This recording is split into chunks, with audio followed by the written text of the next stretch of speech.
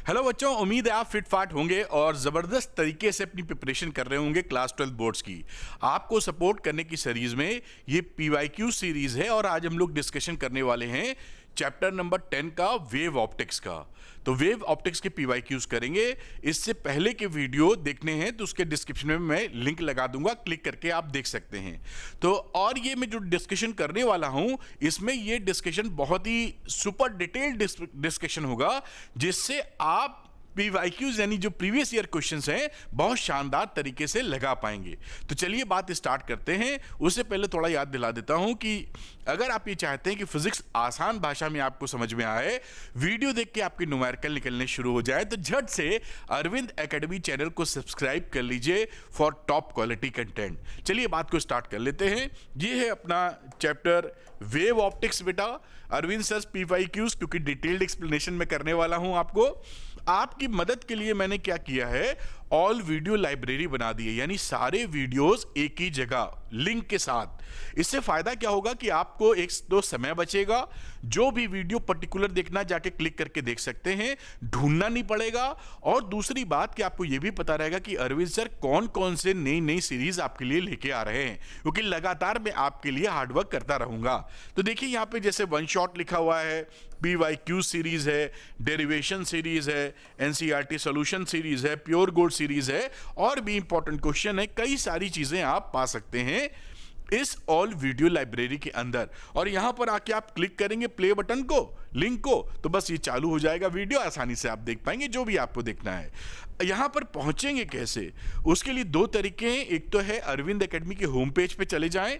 ये अरविंद एकेडमी का home page है, यहां पर आपको लिंक दिख रहा है, इस लिंक को क्लिक करेंगे, कुछ लिंक्स खुलेंगे। पहला वाला लिंक क्लिक करते ही आप चले जाएंगे वीडियो लाइब्रेरी के अंदर। दूसरा ऑप्शन क्या है कि मैं इसके अंदर डिस्क्रिप्शन में ही उसका लिंक लगा दूंगा, क्लिक करके आप सीधे चले जाएं। तो there are two methods, home page से या मैं डिस्क्रिप्शन में लिंक लगा रहा हूं, जिसको क्लिक करके भी आप वहां पहुंच सकते हैं। फायदा मैंने आपको बनाया, कोई टाइम वेस्टिंग नहीं, इजी एक्सेस और सारे वीडियोस की जानकारी कि सर आपके लिए अरविंद एकेडमी से क्या क्या आपका सपोर्ट के लिए सीरीज लेके आ रहे हैं। कुछ बच्चों को इसका PDF चाहिए होता है जो मैं पढ़ा रहा हूं, तो अरविंद एकेडमी टेलीग्राम चैनल को ज्वाइन कर लीजिए, वहां पर मैं इसका आपको PDF प्रोवाइड कर दूंगा और आपकी पढ़ाई में नोट्स आप बनाने का काम कर सकते हैं। कुछ बच्चों का ये रहता है कि सर मुझे और भी सपोर्ट मिल जाए, तो उसके लिए आपको अरविंद एकेडमी ऐप है वो डाउनलोड करना होगा। अरविंद एकेडमी ऐप का लिंक डिस्क्रिप्शन में दिया है, डाउनलोड कर लीजिए। उसके स्टोर सेक्शन में जाइए और वहां पर आप देखेंगे क्या कि आपके लिए बड़े शानदार मटेरियल्स, जैसे क्लास 12 का PCM 10 साल का प्रीवियस ईयर पेपर, तीनों फिजिक्स भी, केमिस्ट्री भी, मैथ्स भी, इसी तरह PCB भी है, तीनों सब्जेक्ट एक ही में फुली सॉल्व्ड। आप चैप्टर वाइज, टॉपिक वाइज आपको मिल जाएगा। पूरा 2014 से 2023 यानी 10 साल का 2024 के एग्जामिनेशन के लिए, और वेरी वेरी इकोनॉमिकल कॉस्टिंग, केवल 299 में तीनों, फिजिक्स भी, केमिस्ट्री भी, मैथ्स भी, इसी तरह PCB का। और एक यह दूसरा एक बंडल है जहां पर PCM में ऑल इन वन का नाम दिया गया है। ऑल इन वन का मतलब है कि इसको लेने के बाद कुछ लेने की आपको आवश्यकता नहीं, क्योंकि इसके अंदर आपको 10 ईयर्स के PYQs भी मिल जाएंगे।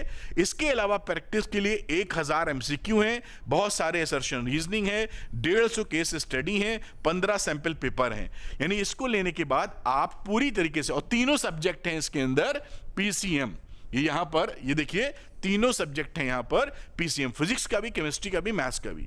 तो अगर आप ये लेते हैं जो कि बहुत ही इकोनॉमिकल है, केवल 699 ओनली, तो आपको कुछ लेने की आवश्यकता नहीं, अच्छी खासी आप प्रैक्टिस कर सकते हैं। जो बच्चे इनको लेने में इंटरेस्टेड हों वो अरविंद एकेडमी ऐप को डाउनलोड कर लीजिए, स्टोर सेक्शन में जाइए और इसको ले लीजिए। चलिए बात शुरू करते हैं, जिस वजह से ये वीडियो बन रहा है, करते हैं शुरू। तो बच्चों बात शुरू करते हैं प्रीवियस ईयर क्वेश्चंस की, super detail explanation Arvind sir की तरफ से आपके लिए, और वेव ऑप्टिक्स है चैप्टर 10।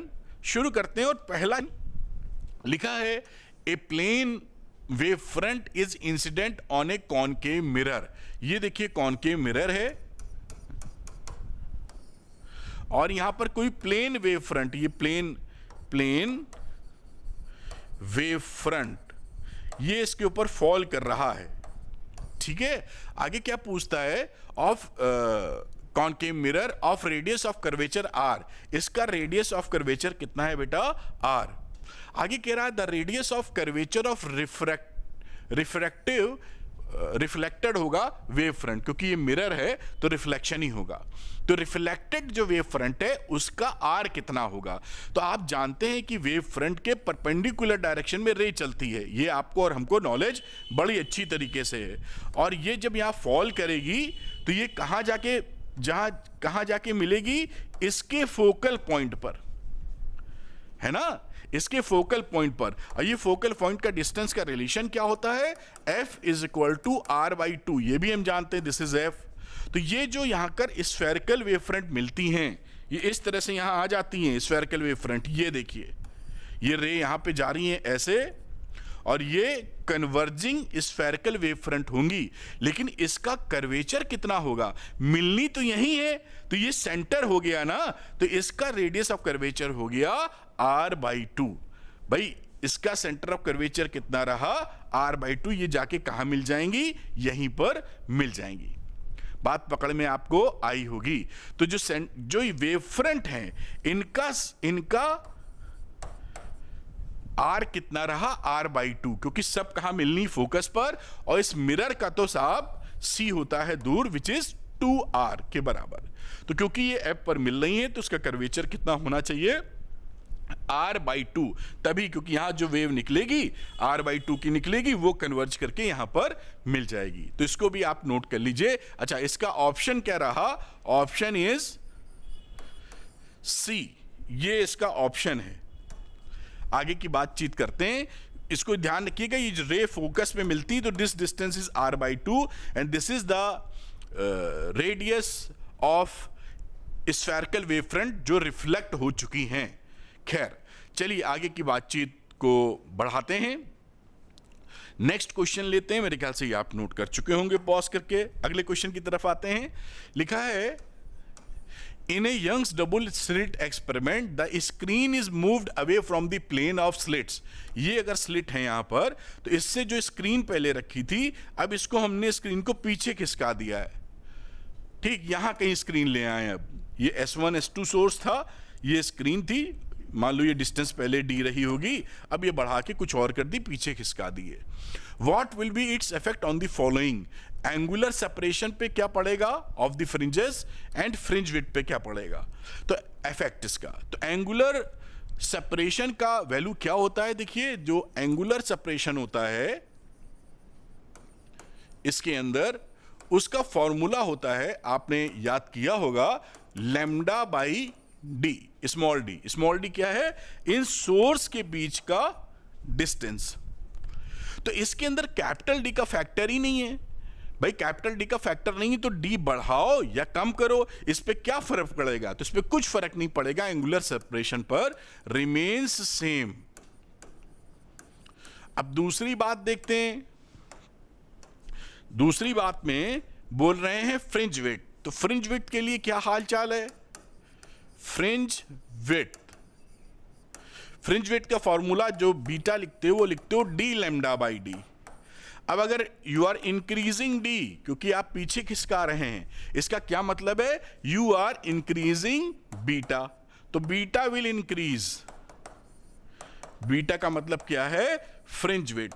तो फ्रिंज विड्थ इंक्रीज करेगी और एंगुलर जो विड्थ है, एंगुलर सेपरेशन सॉरी, वो जो चीज है वो फिक्स रहेगी, वो ना चेंज होने वाली। तो यहां पर ABCD 4 ऑप्शन है, बोथ 1 and 2 रिमेन कांस्टेंट, गलत है। दूसरा है रिमेन्स कांस्टेंट बट डिक्रीजेस, गलत। 1 रिमेन्स कांस्टेंट बट 2 डिक्रीजेस, गलत है। Remains constant but second increases, ये ऑप्शन सही है। आंसर नंबर सी, कि भाई पहला वाला कांस्टेंट है और दूसरा वाला बढ़ रहा है। आपके यहां एक ही सही आता है, तो एक अगर MCQ में सही हो जाए तो बाकी देखने की जरूरत नहीं है। खैर मैं हट जाता हूं और अगला सवाल करेंगे, पॉज करें, इसको नोट कर लें बेटा, मेरे ख्याल से आप नोट कर पाए होंगे। नेक्स्ट क्वेश्चन की तरफ लेके आते हैं आपको। ये क्वेश्चन देखिए, लिखा है in an interference experiment third bright fringe is obtained at a point on the screen with a light of 7 nanometer. ये कोई इंटरफेरेंस पैटर्न है कोई आपने लिया होगा कहीं पर, आपको थर्ड ब्राइट फ्रिंज आपको मिल गई। What should be the wavelength of the light source in order to obtain the fifth bright fringe at the same place? यहीं पर हम दूसरा सोर्स यूज करेंगे लैम्डा डैश, और यहां पर अब हमको नई सिचुएशन में पांचवी ब्राइट चाहिए। तो दोनों का डिस्टेंस तो यहां से सेम ही है, तो करते क्या है कि ब्राइट के फ्रिंज के लिए y3 की वैल्यू कितनी हो जाएगी, y5 के बराबर। ये y3 y5 क्या है, इस डिस्टेंस को yn कह रहे हैं। तो ये वैल्यू हो गई 3 बीटा 3 कह दीजिए इज इक्वल टू 5 बीटा 5। ये बीटा 1 बीटा 2 के लिए इसको 3 ही लिखिए, इसको लिख दीजिए बीटा 1 और इसको लिख दीजिए 5, इसको लिख दीजिए बीटा 2। तो 3 फ्रिंज विड्थ कितनी होती, डी लैम्डा बाई डी। इसकी पांचवी डी वही है, लैम्डा बदल गया अपॉन डी, तो D D D D cancel. 3 lambda कितना था, 700 नैनोमीटर था पहले, अब कितना कर देना है 5 लैम्डा डैश। तो लैम्डा डैश की वैल्यू कितनी हो जाएगी, 3 इंटू 700 अपॉन 5, 2100 अपॉन 5, तो 2100 अपॉन 5 कर दीजिए। This will 420 nanometer. ये आपका आंसर आ गया। इस तरीके से आप इसको कर सकते हैं, इसको नोट करें। अगला क्वेश्चन मैं करता हूं, इसको पॉज करें और नोट कर लें। नेक्स्ट क्वेश्चन की तरफ चलते हैं, और ये रहा अगला क्वेश्चन बेटा। लिखा है in a Young's double slit experiment the path difference at a certain point on the screen between two interfering waves is 1/8 of the wavelength. जो यहां पे पाथ डिफरेंस दे रखा है डेल्टा एक्स, जिसे आप पाथ डिफरेंस बोल रहे हैं, उसकी वैल्यू है 1/8 लैम्डा, यानी लैम्डा बाई 8। ये इसका पाथ डिफरेंस है। The ratio of intensity at this point two that at the centre of the bright fringe. ये कह रहा है कि इस यहां पर जो इंटेंसिटी मिल रही है वो ब्राइट फ्रिंज पर, जो कि सेंटर पर मैक्सिमम होती है, ये वैल्यू हमको बताओ।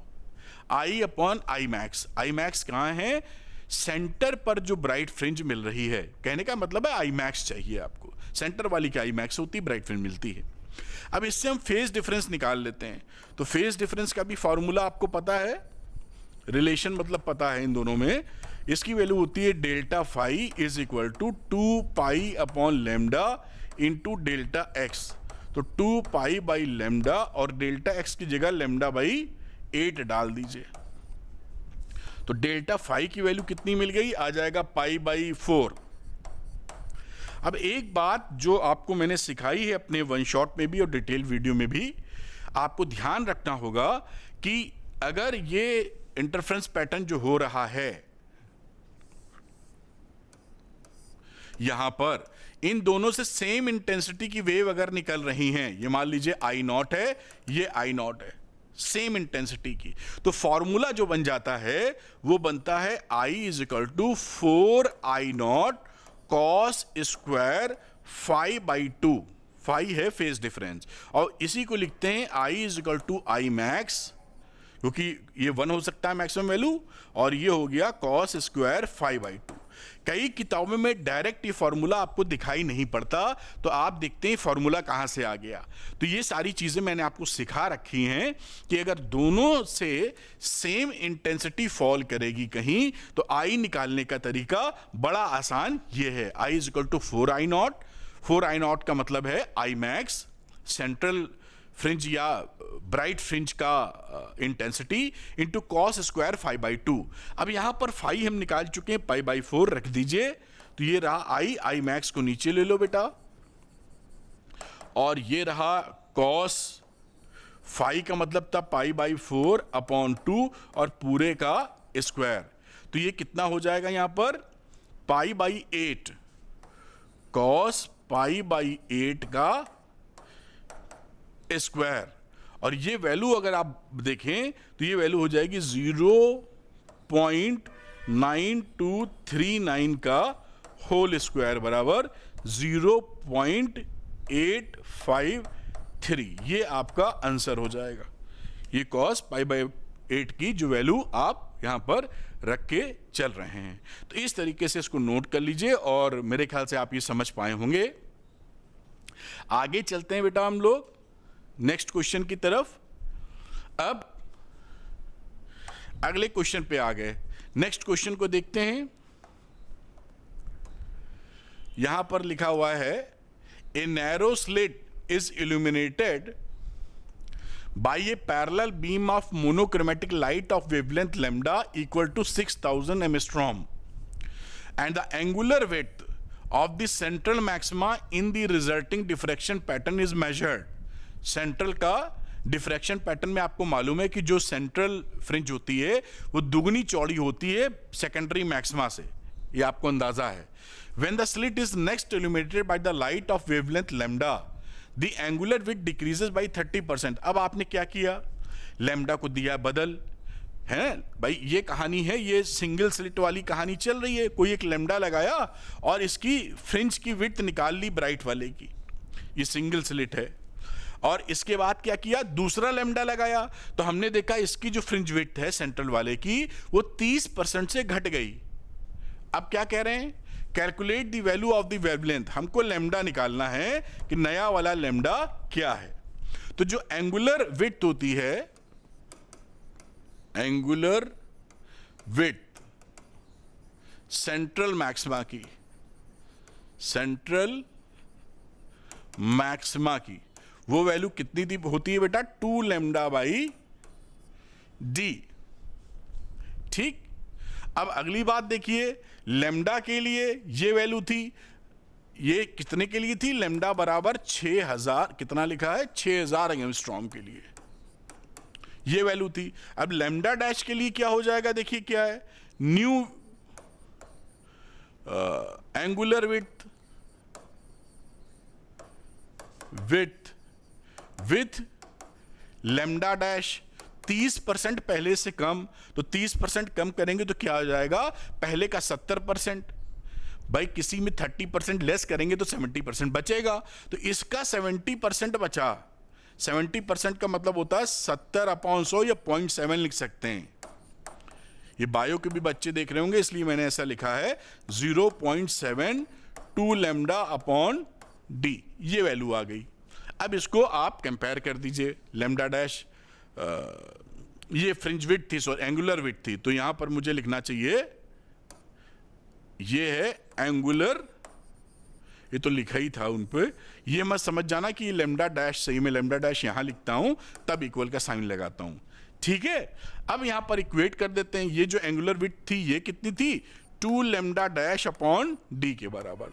तो 2 lambda dash upon D is equal to 0.7 2 lambda upon D. ये डी डी कट गया, 2 से 2 कट गया, लैम्डा डैश की वैल्यू हुई 0.7 इंटू लैम्डा विच इज 6000 और ये वैल्यू हो गई 4200 एंगस्ट्रॉम। ये आपका आंसर आ गया, इसको आप नोट कर लीजिए। फिर अगले सवाल की तरफ चलते हैं। तो ये आप मेरे ख्याल से इसको अच्छे से नोट कर पाए होंगे। अगला क्वेश्चन लेते हैं और अगले जो 2 क्वेश्चंस आपको मिलेंगे वो सबसे ज्यादा पूछे जाने वाले सवाल हैं इस चैप्टर के। देखिए, हाँ ये आ चुका है, मैं इसको बताता हूं। तो देखिए यहां पर क्या लिखा है, लिखा है a plane wave front propagating in a medium of refractive index μ1 is incident on a plane surface making an angle of incidence I. It enters into a medium of refractive index μ2. Use Huygens construction of secondary wavelets to trace the refracted wavefront. Hence verify Snell's law of refraction. ये मतलब क्या है मोटी भाषा में कि ये जो रिफ्रैक्शन हो रहा है उसका स्नेल्स लॉ को हम प्रूफ करेंगे वेव थ्योरी से। ये बहुत पूछा जाता है। और इसके बाद वाला सवाल है रिफ्लेक्शन से प्रूफ, रिफ्लेक्शन प्रूफ करो with the help of wave theory. तो स्नेल्स लॉ क्या होता है, स्नेल्स लॉ होता है sine I upon sine R और इसकी वैल्यू लिख सकते हो v1 upon v2 which is equal to 1 μ2 constant के बराबर। ये कांस्टेंट होता है आपको पता ही है, ये क्या है? Snell's law. यही हमको प्रूफ करना है। तो चलिए पहले डायग्राम बना लेते हैं। चलिए पहले ग्रीन से ही खींचते हैं। ये मैंने एक रिफ्रैक्शन होना है तो ये एक इंटरफेस बना लिया है। इंटरफेस का मतलब मीडियम 1 मीडियम 2 को सेपरेट करने वाली लाइन। और ये रेयरर मीडियम ले लीजिए ऊपर, जैसा इन्होंने बोला है। इसमें वेलोसिटी v1, नीचे ले लेते हैं डेंसर मीडियम जहां पर वेलोसिटी आपकी v2 है। साथ में देखिए इसका रिफ्रैक्टिव इंडेक्स μ2, इसका रिफ्रैक्टिव इंडेक्स μ1। μ2 इज ग्रेटर, ये डेंसर है, ऊपर वाला रेयरर है। इस तरह पता चला। अब यहां पर हम एक प्लेन वेव फ्रंट को फॉल करा दीजिए। ये देखिए इस तरह से एक wave front, plane wave front है, इंसिडेंट प्लेन वेव फ्रंट हो गई। इसे चाहें तो आप लिख दें इंसिडेंट प्लेन वेव फ्रंट। यहां पे ये भी लिखा है कि ट्रेस करिए रिफ्रैक्टेड वेव फ्रंट। अब आप जानते हैं कि इससे परपेंडिकुलर डायरेक्शन में रे होती है। ये देखिए रे बना दिया हमने इसकी परपेंडिकुलर डायरेक्शन में, ये तो हमको पता ही है। और यहां पर इसका एंगल ले लीजिए, इन्होंने बोला है ये एंगल आपका आई है। अब यहां से भी एक कई सारी हजारों करोड़ों रे होंगी। एक रे मैं ऐसे बना रहा हूं जो इसके 90 डिग्री पर है, वो ऐसे हिट करेगी यहां पर। भाई सीधी जाएगी तो हिट कर दी है। मान लीजिए ये जो रे है यहां हिट की और तब ये रे यहां पर थी। इसको यहां तक पहुंचने में इसका ABCD नाम लिख देते हैं, कुछ A लिख देते हैं, इसको B लिख देते हैं, इसको C लिख देते हैं। आगे की चर्चा जो आएगी लिखेंगे। B को C तक पहुंचने में मान लीजिए टाइम लगा T। इसने टाइम लिया T और इस टाइम में इतना डिस्टेंस कितना ट्रेवल किया, इसमें स्पीड थी इसकी v1। तो speed is equal to distance upon time, distance is equal to speed into time. तो ये रहा भाई साहब v1 इंटू टी। ये क्या है? डिस्टेंस। बड़ी अच्छी बात। अब जब ये आगे बढ़ रहा होगा यहां से यहां, तो ये रुकेगा थोड़ी, ये घुस जाएगा ये रिफ्रैक्टिंग मीडियम में। ये मीडियम 1 है, ये मीडियम 1 है, ये मीडियम 2 है, आप जान ही रहे हैं। तो ये सेकंड मीडियम में इंटर कर जाएगा। लेकिन सेकंड मीडियम में इसकी वेलोसिटी पहले वाले से कम है क्योंकि डेंसर मीडियम है ये। तो क्या होगा, यहां पर उस टाइम t में ये कितना चलेगा आगे? ये चलेगा v2 इंटू टी, वही speed is equal to distance upon time. तो v2 इंटू टी आगे चलेगा। तो हम यहां पर इसको सेंटर मानकर एक, क्योंकि 2D में बना रहे हैं, वैसे तो ये हेमीस्फीयर बनेगा लेकिन हम सर्किल खींच रहे हैं क्योंकि 2D में हेमीस्फीयर कैसे बनाएं। तो यहां पर आप एक इस तरीके से एक आपने आर्क खींच लिया जिसका रेडियस कितना है? v2 इंटू टी के बराबर। और इस पॉइंट को इसके टेंजेंशियली ऐसे मिला दिया। अब टेंजेंशियली मिलाओगे और इस लाइन को खींचोगे तो ऑब्वियस सी बात है ये 90 डिग्री बनेगी। भाई ये सेंटर है, ये नॉर्मल हो गई, वो टेंजेंट हो गई। और ये डिस्टेंस कितना आ चुका है? This is v2 into T. हमने भी बातचीत की थी बेटा। तो ये नया वेव फ्रंट मिल गया। ये नया वेव फ्रंट ये जो बन रहा है ना, अब यहां से ये रे तो इसके नॉर्मली जाएगी और यहां से इसके नॉर्मली आप वेव फ्रंट बना दीजिए। तो ये मोटा मोटा मैं सही बना रहा हूं तो ऐसे बना दीजिए, ये भी 90। तो ये आपका नया, ये क्या है? New refracted wave front. ये नया वाला रिफ्रैक्टेड वेव फ्रंट है।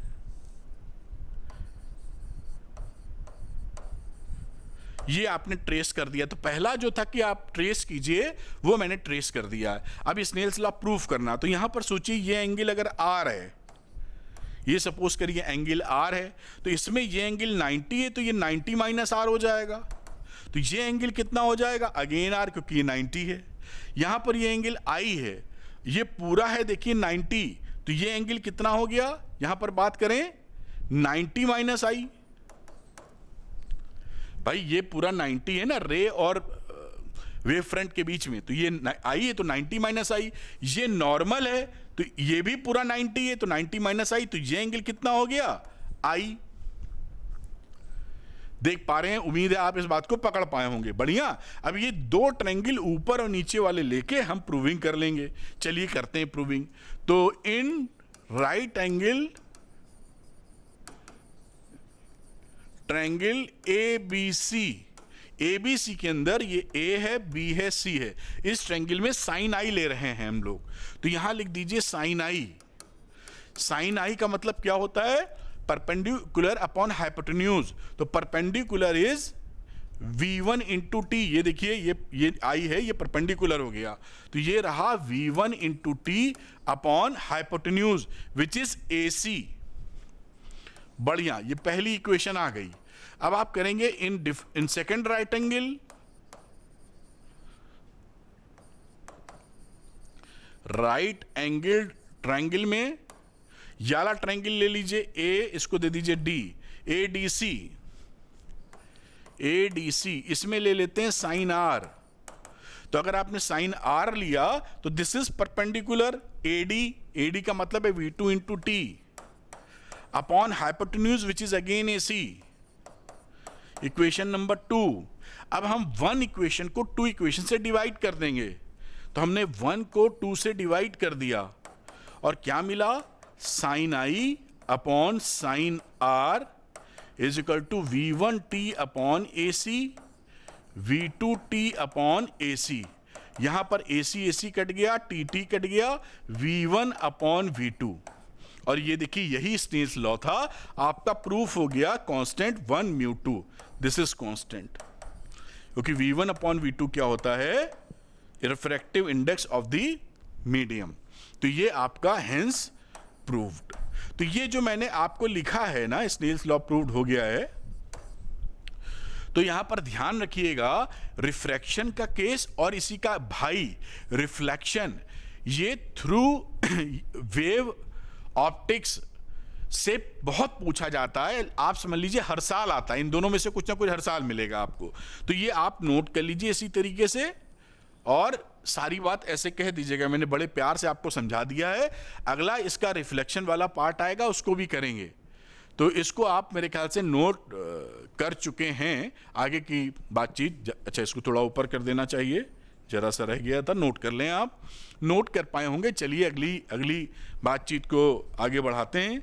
अगला सवाल देखिए, जैसा आपसे बोला था ये क्वेश्चन रिफ्लेक्शन का है। Using Huygens construction show how a plane wave is reflected from a surface, hence verify the law of reflection.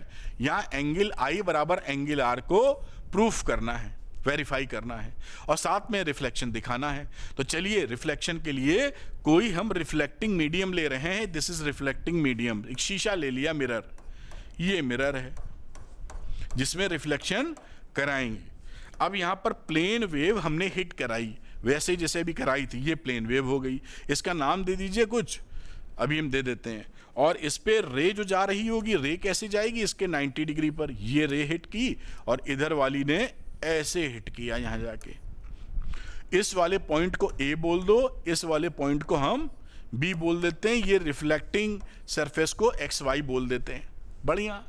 अब देखिए ये ए से लेकर सी तक पहुंचने में मान लीजिए इसने टाइम लिया टी, कहीं लिख देना होगा, यहां लिख देते हैं, यहां नहीं यहां कहीं लिखते हैं टी, और इसकी स्पीड इस मीडियम में मान लीजिए ये स्पेस है, तो सी इंटू टी डिस्टेंस हो गया। C into T is equal to A C, मतलब डिस्टेंस। इस टी टाइम में इस रे ने कितना, इस वेव ने या इस रे ने कितना डिस्टेंस ट्रेवल किया है। Distance is speed is equal to distance upon time, तो स्पीड इंटू टाइम। और क्योंकि एक ही मीडियम ले रहे हैं तो ये हमने वैक्यूम या एयर ले लिया है। बाकी आपका मन हो कोई और मीडियम लेने का तो V1 इंटू टी भी कर सकते हैं, उसमें भी दिक्कत नहीं, क्योंकि V2 यहां होगा ही नहीं, दो मीडियम है ही नहीं, कट जाएंगे वो। खैर, अब आप समझ पाए, ये वेव फ्रंट से रे 90 डिग्री का एंगल बना रही थी। अब यहां पर हमने एक नॉर्मल खींच दिया ऐसे। ये एंगल अगर मैं आई ले लेता हूं, देखिए तो आपको समझाया था this is 90 minus I and this is I. अभी पीछे वाले में हम लोगों ने किया था कि ये है पूरा 90, तो ये 90 माइनस आई, और ये भी 90 है, तो 90 माइनस आई को 90 घटाओगे तो आई मिल जाएगा। ये कहानियां सेट हो चुकी है।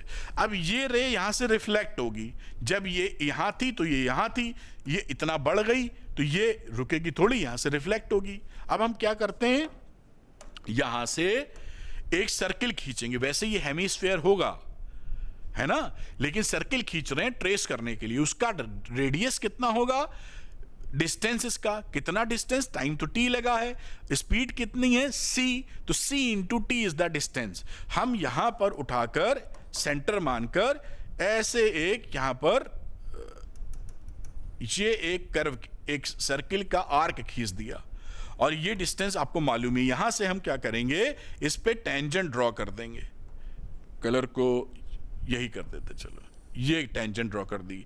अब ये जो डिस्टेंस है ये कितनी है बेटा, this is again C T, क्योंकि उसी टाइम में यह यहां से यहां पहुंचा है, और इसका नाम दे दीजिए डी। बढ़िया, नई वाली वेव फ्रंट आपको मिल गई। अब उसका कलर बदल देते हैं, जैसे साफ दिखे, पता नहीं कौन सा कलर दिखेगा इस पे, लेकिन चलो ये है, ये तो सीधी ही चली जाएगी भाई साहब, क्योंकि ये 90 डिग्री पर है, और यहां पर इससे 90 डिग्री बना दीजिए, मोटे तौर पे अगर मैं सही बना पाऊं ऐसे डायग्राम, तो ये नई वाली वेव फ्रंट है C D. C D is the reflected wave front, reflected wave front, और ये इंसिडेंट थी, इंसिडेंट प्लेन वेव फ्रंट, जो इन्होंने बताया था क्वेश्चन में, आपको बोला था। देखिए बन गया, मैंने कंस्ट्रक्शन भी आपको सिखा दिया। अब चलिए आगे की चर्चा करते हैं, और यहां पर देखिए, यहां एक नॉर्मल ड्रॉ कर लेते हैं, क्योंकि एंगल आर भी लेना होगा, तो आई आई बराबर आर प्रूव कर पाएंगे। इस एंगल को पकड़ लो आर, कह दो ये आर है, ये अगर आर है तो ये 90 है, तो this is 90 minus R, then this is R. ये देखिए ये एंगल कितना हो जाएगा, इसकी बात करो तो दिस एंगल इज आर, ये आर है, तो this angle will be 90 minus R, और ये अगेन 90 है, तो 90 माइनस आर घटाओगे, दिस एंगल इज आर। अब हम इन दो ट्रायंगलों में, ये नीले वाले और ये सफेद और पीले वाले ट्रायंगल में खेलेंगे। तो यहां लिख देते हैं इन ट्रायंगल, ये कॉन्ग्रुएंट ट्रायंगल प्रूव हो जाएंगे अभी, in triangle ABC and triangle DCB. तो एबीसी कौन सा ट्रायंगल है, ए बी सी। दूसरा ट्रायंगल क्या है, डीसीबी। तो डी कहां है, डी सी बी। अब इसमें देखिए क्या क्या चीजें बराबर हैं वो लिख लेते हैं। तो angle B A C is equal to angle C D B.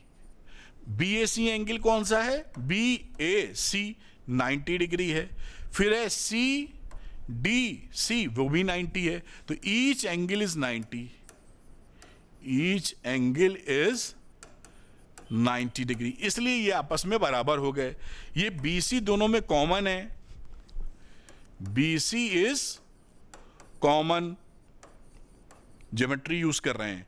और दूसरा हमें ये भी पता है by construction, AC is equal to BD, AC is equal to BD, जो कि आप लिख सकते हैं equal to C into t, जो आपको अभी बाय कंस्ट्रक्शन दिखाया था। अब ये RHS क्राइटेरिया लग गया, राइट एंगल ट्रायंगल था, हाइपोटेन्यूज बराबर और एक साइड बराबर, तो बाई RHS क्राइटेरिया जो क्लास 11th क्लास 9 10th में पढ़ते थे आप, वही। और ये दोनों ट्रायंगल हो गए कॉन्ग्रुएंट, तो triangle ABC is congruent to triangle DCB। अब जब ट्रायंगल कॉन्ग्रुएंट होते हैं तो CP CTC से, यानी congruent parts of congruent triangles are equal या सेम। तो यहां पर ये जो एंगल हो जाएगा, एंगल ABC, ये इक्वल हो जाएगा एंगल DCB के। एंगल ABC क्या है, ये देखिए ABC एंगल I, और ये एंगल क्या है DCB, DCB एंगल R, और यही आपने लिख दिया हेंस प्रूव्ड। तो मैंने प्यार से धीरे धीरे बता दिया दोनों बातें, क्योंकि ये दोनों जो सवाल है ना आपसे पूछे बहुत जाते हैं बेटा, आएंगे दोनों में से एक आ जाएगा एग्जाम में, नोट कर लीजिए। और जो मैंने शांति से बताया है एक दो बार सुन लीजिए, बड़ा अच्छा रहेगा रिपीट करके भी सुन लीजिए। खैर आगे चलते हैं, पॉज आप करके आपने नोट कर लिया होगा। चलिए एक कदम और आगे बढ़ाते हैं। अगले क्वेश्चन पर आते हैं। ये देखिए अगला क्वेश्चन क्या बोलता है, in a Young's double slit experiment the fringe width is found to be beta. कोई फ्रिंज विड्थ बीटा है if the entire apparatus is immersed in a liquid of refractive index mu. ये एक setup था हमारे पास, इसको यहां पर इन्होंने फ्रिंज विड्थ निकली थी बीटा, इसको पूरा पूरा डुबकी लगवा दी पानी के अंदर। पानी है क्या है, नहीं, कोई लिक्विड है जिसका रिफ्रैक्टिव इंडेक्स म्यू है, उसके अंदर डुबो दिया पूरा। अब कह रहे हैं नई फ्रिंज विड्थ बताओ, नई वाली फ्रिंज विड्थ बताइए। ठीक, तो हम जानते हैं पहले जो फ्रिंज विड्थ रही होगी उसकी वैल्यू होती है डी लैम्डा बाई डी, ये हमें पता है। जी होता है यहां से डिस्टेंस स्क्रीन का, स्मॉल डी इन दो के बीच का सेपरेशन, आप जानते हैं इतना। लैम्डा होता है जो वेवलेंथ डलवा रहे हैं। अब यहां पर जब इसको लिक्विड में डलवाएंगे तो लिक्विड में डालने पे कैपिटल डी स्मॉल डी तो नहीं चेंज होगा, लेकिन लैम्डा विल चेंज, और नया वाला लैम्डा कितना हो जाएगा, जिसे लैम्डा डैश कह रहे हैं, आपने लिक्विड में जिसमें डाला है वो हो जाएगा लैम्डा अपॉन म्यू, ये नया लैम्डा डैश है। तो नया जो फ्रिंज विड्थ होगी जिसे आप लिखेंगे D lambda dash upon D, उसकी वैल्यू आ जाएगी डी डी और ये लैम्डा अपॉन म्यू, और डी डी अपॉन डी तो पहले वाला था यानी बीटा अपॉन म्यू। ये नई वाली फ्रिंज विड्थ आपके सामने आ गई है, और इस हिसाब से ये आंसर आपका सी है। तो आंसर इज सी। इस तरह से सवाल को कर सकते हैं। मैं हटता हूं, आप पॉज करके नोट डाउन कर लीजिए। सारे वैरायटी के सवाल मैं लूंगा जिससे आपको कंफर्ट मिले और आप ज्यादा सीख पाएं, तो आपको पूरी वैरायटी मिल जाएगी। चलिए नेक्स्ट क्वेश्चन की तरफ चलते हैं। अगला क्वेश्चन देखते हैं। अब यहां पे बोला गया है 3 marks question, in diffraction due to a single slit the phase difference between the light waves reaching a point on the screen is 5 pi। ये phase difference है। Explain whether a bright or a dark fringe will be formed at the point। तो हमें ये check करना है कि भाई इससे ब्राइट है कि डार्क है। तो हमें पहला वाला पकड़ते हैं, फेज डिफरेंस दिया है गिवन, बड़े आराम से लिखिए डेल्टा फाई, इसकी वैल्यू 5 पाई दे रखी है।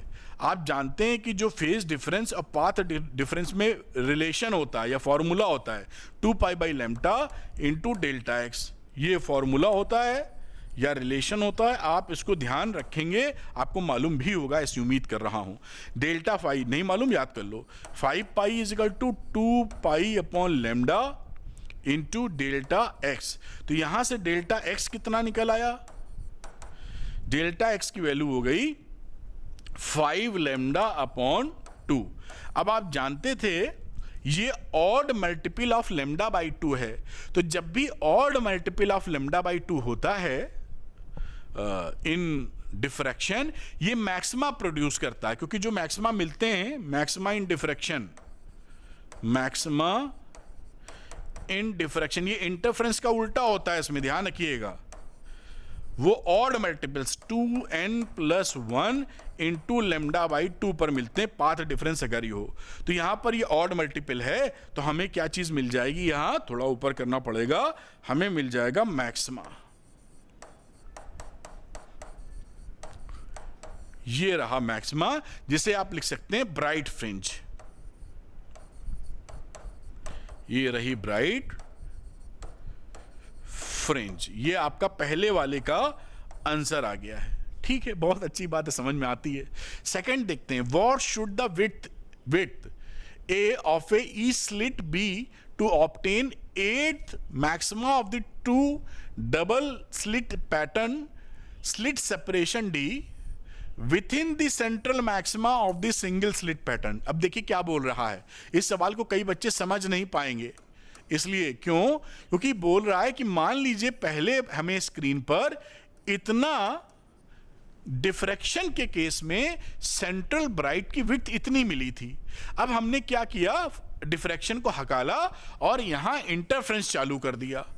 तो इंटरफेरेंस में आप लेते हैं डबल स्लिट। अब डबल स्लिट से जो कहानी हुई वो इसी के अंदर आपको कौन सी फ्रिंज नंबर मिल जाए, 8वीं शायद, क्या लिखा था 8th मैक्सिमा। यानी यहां पर इनका जो इंटरफेरेंस हो रहा है, इधर भी इधर भी, यहां पे 8th मैक्सिमा मिले, और ये मैक्सिमा किसके अंदर है? जो डिफ्रैक्शन का सेंट्रल कहानी थी, चौड़ाई थी। इन केस ऑफ डिफ्रैक्शन ये थोड़ा सा यहां पर कोरिलेट करने की आवश्यकता पड़ेगी। तो यहां पर बात की जाए, अगर इस डिस्टेंस x की बात करें तो हम क्या लिख सकते हैं? x बराबर इंटरफ्रेंस के केस में 8 बीटा लिख दीजिए। तो 8 लैम्डा डी अपॉन डी, ये इंटरफ्रेंस की कहानी हो गई। इसी के कोरस्पॉन्डिंग आप निकाल लीजिए एंगुलर सेपरेशन। इसका corresponding angular separation, angular separation समझते हैं ना? ये जो एंगल बन रहा भाई, ये सेंटर पे था ऐसे, ये थीटा, ये एंगुलर सेपरेशन। अब बाकी ये लीनियर सेपरेशन हो जाता है।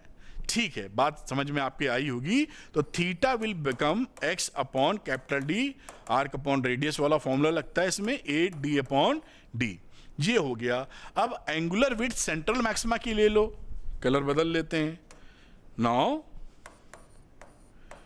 Angular width of central maxima in diffraction pattern.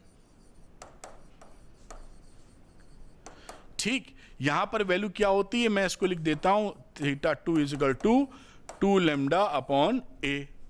बढ़िया, ये वैल्यू हो गई। अब इन दोनों को कर दो इक्वेट। तो जब हमने इक्वेट किया तो 2 लैम्डा अपॉन, अब आप समझ पाएंगे here, theta 2 is equal to theta 1। तो 2 lambda upon A is equal to 8 lambda upon D. अब यहां से वैल्यू कितनी आ गई? a is equal to D upon 4। ये आपका आंसर आ गया। इस तरह से ये सवाल आप कर पाएंगे और इसको नोट कर लेना चाहिए आपको। बढ़िया, ये एंगुलर विड्थ हो गई आपकी। चलिए अगली आगे की कहानी को पकड़ते हैं। Draw the plot of intensity distribution in A diffraction pattern due A single slit. तो इंटेंसिटी पैटर्न देखिए, मैं अगले स्लाइड पे ले रहा हूं। ये भी बड़ा पूछा जाता है डिफ्रैक्शन में। डिफ्रैक्शन में इंटेंसिटी बड़ी तेजी से घटती है। ये बनाइए, सेंट्रल ब्राइट बन गई, ये इंटेंसिटी का मामला। और यहां मैं लिख देता हूं पाथ डिफरेंस।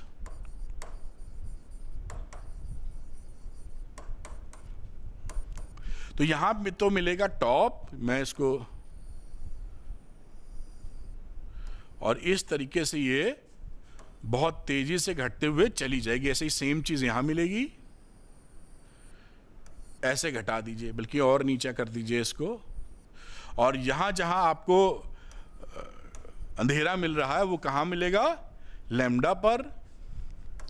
ये 2 लैम्डा, आगे 3 लैम्डा। इस तरीके से ये आपका इंटेंसिटी का ग्राफ हो गया इन केस ऑफ डिफ्रैक्शन। ये डिफ्रैक्शन के केस में ये कहानी बनी। हम हटते हैं और आप इसको नोट कर लीजिए, जैसे बात समझ पाइए। पॉज करें और नोट करें, मेरे ख्याल से नोट कर पाए होंगे। चलते हैं अगले क्वेश्चन पर। अगला क्वेश्चन लेते हैं। अब इस क्वेश्चन में क्या है बेटा? एक क्वेश्चन वेव ऑप्टिक्स का है और ये क्वेश्चन प्रिज्म का है, यानी रे ऑप्टिक्स का है। करेंगे हम, क्योंकि सवाल आया हुआ है, 5 नंबर का सवाल है, तो करते हैं, दोनों सिखाते हैं आपको। तो पहला वाला सवाल पकड़ते हैं। पहला पार्ट मतलब सवाल का मतलब, draw the graph showing intensity distribution of fringes with phase angle due to diffraction through a single slit. What is the width of the central maxima in comparison to that of the secondary maxima?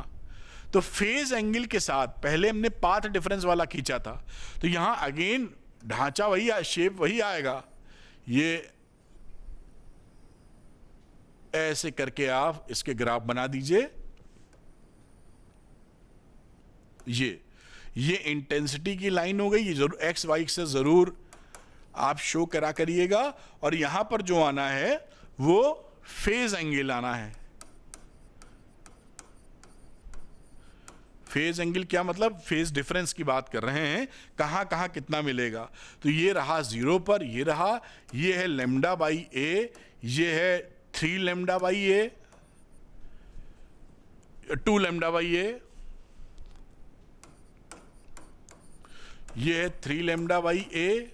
इसी तरीके से यहां आ जाइए, minus में ले सकते हैं, minus lambda by A, lambda by A again 2 lambda by A, और इसी तरह -3। ये पहले वाले पार्ट का आंसर हो गया। देखिए इस तरह से आपने डिफ्रैक्शन का इंटेंसिटी कर्व खींच डाला। अब दूसरा पार्ट बी है, इसकी चर्चा करते हैं और देखते हैं इसमें क्या है। A ray P Q is incident, ये पी क्यू इंसिडेंट कर रही है और normally on the face A B, ये 90 डिग्री पर की है। Triangular prism of refracting angle 60, इसका रिफ्रैक्टिंग एंगल दिख रहा है 60, कुछ छेड़ नहीं रहे हैं, as shown in the figure. The prism is made of transparent material of refractive index 2/3, ये म्यू दे रखा है इसका प्रिज्म का। Trace the path of the ray at it passes through the prism, calculate the angle of emergence and angle of deviation. 3 चीज पूछ ली है, एक तो बताइए पाथ इसका, दूसरा इमरजेंस का एंगल और डिविएशन का एंगल। तो देखिए ये जो है, ये रे ऐसे हिट करेगी, ये डायग्राम थोड़ा ऊपर होता तो ज्यादा अच्छा होता यहां पर, क्योंकि नॉर्मली जो आती हैं रे वो सीधी निकल जाती हैं। अब इस दिशा में देखिए, ये नॉर्मल खींच दिया हमने, ये 60 है, दिस एंगल इज 90, तो ये एंगल कितना हो जाएगा 30, ध्यान से। तो ये एंगल कितना हो जाएगा, विच इज आई, और ये एंगल यहां पर हो गया 90 में से 30 गया 60 एंगल, 60 डिग्री। तो यहां पर हमें ये दिखाई पड़ा इस क्वेश्चन को करते हुए कि I1 जो है वो I कितना है, 60 डिग्री है। अब आगे देखते हैं क्या है। देखिए रिफ्रैक्टिव इंडेक्स वैल्यू लिखिए और ये 60 डिग्री हो गया। अब देखिए आगे क्या हालचाल होता है, यहां पे TIR होता नहीं होता, ये चेक कर लेते हैं। देखिए म्यू और साइन सी में, साइन सी का मतलब क्रिटिकल एंगल में रिलेशन चेक करते हैं। तो साइन सी की वैल्यू हो गई 1/μ। 1/μ का मतलब 2/√3, यानी √3/2। √3/2 अगर साइन सी हमारा √3/2 है तो इसका मतलब है सी की वैल्यू है 60 डिग्री, यानी क्रिटिकल एंगल 60 है और ये 60 पे ही फॉल कर रहा है। इसका मतलब क्या होगा कि रे इसको ग्रेस करते हुए चली जाएगी, मतलब यहां से ऐसे निकल जाएगी ऐसे, क्योंकि ये कौन सा एंगल हो गया, क्रिटिकल एंगल के बराबर। अभी हमने देखा क्रिटिकल एंगल 60 आया है, तो आई हमारा अगर क्रिटिकल एंगल के बराबर हुआ तो ये रे क्या करेगी, इसकी बाउंड्री से निकल जाएगी। बाउंड्री से निकलने का मतलब है this angle will be 90 degree, यही एंगल ऑफ इमरजेंस है। ये इमरजेंस कितना हो गया, 90 डिग्री। बात समझ में आ रही है ना कैसे कर रहे हैं। ये 90 हो गया। अब एंगल ऑफ डिविएशन डेल्टा निकालना है, उसकी बात कर लेते हैं। अब देखिए फॉर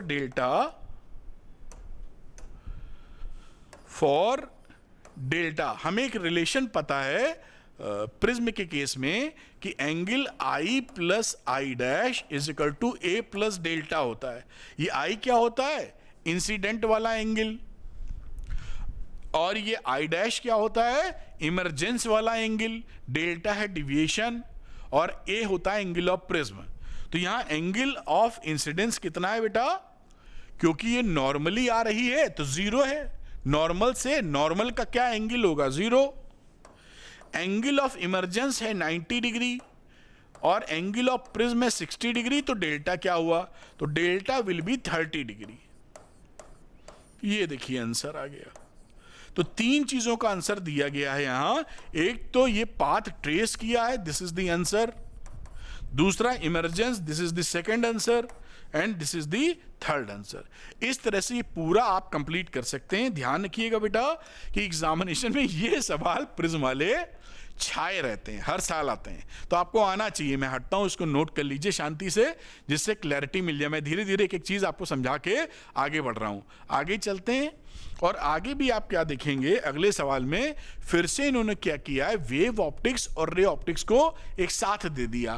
तो ये देखिए यहां पर ये वेव ऑप्टिक्स का सवाल है, जहां ये पूछ रहे हैं कि write 2 points of difference between an interference and diffraction pattern. Interference and differential pattern में फर्क क्या होता है? तो फर्क आप जानते हैं क्या है, ये ए वाला इंटरफेरेंस एंड डिफ्रैक्शन। आप जानते हैं इंटरफेरेंस के अंदर all bright fringes have same intensity.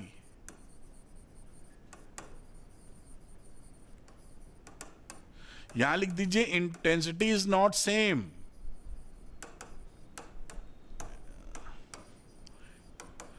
और दूसरा देखिए फ्रिंज विड्थ सेम,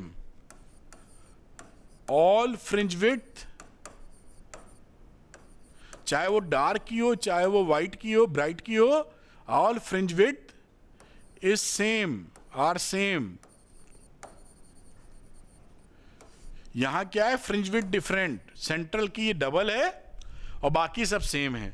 तो मैं लिख सकता हूं central bright fringe bright is double the secondary maxima. ये देखिए, तो ये आपका हो गया कौन सा, दो पूछे थे शायद, कितने 2 पॉइंट, दोनों पॉइंट निपट गए। अब इसकी बातचीत करते हैं, ये क्या पूछ पाछ रहे हैं यहां। तो लिखा है कि a ray of light incident on the face A B, ऐसे फॉल कराई, of an equilateral glass prism show that minimum deviation is 30%। Calculate the speed shows, अच्छा शोज, इसने मिनिमम डिविएशन 30 दिखाया है, मिनिमम डिविएशन 30%।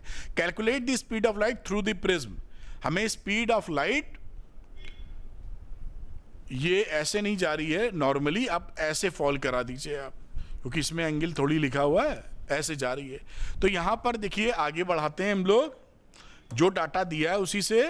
बी नंबर सवाल, आपको हम जानते हैं म्यू की वैल्यू होती है relation sine A plus delta M upon 2 upon sine A by 2। Delta M तो दिया है, एंगल ए दिया है क्या, या कुछ और देखना पड़ेगा। तो इक्विलैटरल ग्लास प्रिज्म है, ये कलर दिख नहीं रहा क्योंकि दूसरा पकड़ रखा है मैंने। इक्विलैटरल ग्लास प्रिज्म का मतलब है एंगल ए की वैल्यू 60 डिग्री है। तो इससे मैं समझ में आ गया कि यहां पर म्यू निकालना हो तो साइन 60 प्लस 30 मिनिमम डिविएशन था, चेक कर लेते हैं, हाँ 2 अपॉन साइन 60 अपॉन 2, तो ये वैल्यू हो गई साइन 90 अपॉन 2 विच इज 45, और ये हो गया sine 30 degree. Sine 45 1 upon root 2 होता है और ये 1 अपॉन 2 होता है। रिफ्रैक्टिव इंडेक्स निकालने की बात कर रहे हैं, तो ये हो गया 2 अपॉन रूट 2, रैशनलाइज करोगे तो 1 अपॉन रूट 2, 1 अपॉन रूट 2 नहीं रूट 2। ये रैशनलाइजेशन के बाद रिफ्रैक्टिव इंडेक्स आ गया। अब कैलकुलेट स्पीड की बात कर रहे हैं, तो स्पीड क्या हो जाएगी, c अपॉन म्यू। भाई स्पीड क्या हो जाएगी मीडियम के अंदर, c बाई म्यू, यही फॉर्मूला होता था। तो c की वैल्यू रख दी 3 × 10 की पावर 8 और म्यू कितना है √2। अब इसको कैलकुलेट कर लीजिए और यही लिख दीजिए, जो भी आंसर आ रहा होगा यही इसका वेलोसिटी हो जाएगा, स्पीड हो जाएगा मतलब। फिर है number 3, find the angle of incidence at face A B so that the emergent ray grazes along the face. Grazes का मतलब होता है बेटा इसको ऐसे चिपक के चली जाए, ग्रेज करने का ये मतलब है। तो अगर ये एंगल ऑफ आई हमको निकालना है जिसके लिए हमारा ये ग्रेजिंग इफेक्ट आए, तो चलिए निकालते हैं। ये एंगल तो देखिए 90 है, हम समझ गए कि ये एंगल क्या हो जाएगा, क्रिटिकल एंगल, तभी 90 बनेगा। This angle is C, this is R2 and this angle is R1 ले लेते हैं, दिस इज R2। तो कुछ थोड़ी सी तिकड़म करेंगे और खट से आंसर आ जाएगा। तो मैं इसको पकड़ रहा हूं नंबर 2 के लिए, बी का सेकंड पार्ट। क्रिटिकल एंगल की बात हम देख लेते हैं, तो mu is equal to 1 upon sine C, और इससे आ गया साइन C बराबर 1/μ विच इज इक्वल टू 1/√2। तो C जो कि हमारा R2 के बराबर था वो हो गया 45 डिग्री। अब हम ये जानते हैं फॉर्मूला या रिलेशन कि R1 प्लस R2 की वैल्यू A के बराबर होती है। तो यहां से R1 कितना है हमको भी पता नहीं, R2 हमको पता जो C के बराबर है 45 डिग्री और A हमारा 60 डिग्री है। तो R1 की वैल्यू कितनी हो गई बेटा 15 डिग्री, यानी ये R1 निकाल चुके ये। तो स्नेल्स लॉ लगा के I भी निकाल लेंगे। तो लिख दीजिए अप्लाइंग स्नेल्स लॉ,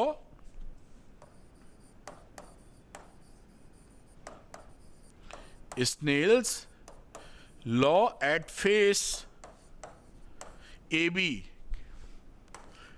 तो यहां पे हो जाएगा sign I upon sine R1, ये I हो या R1 जो भी कह दीजिए आप, इज इक्वल टू म्यू।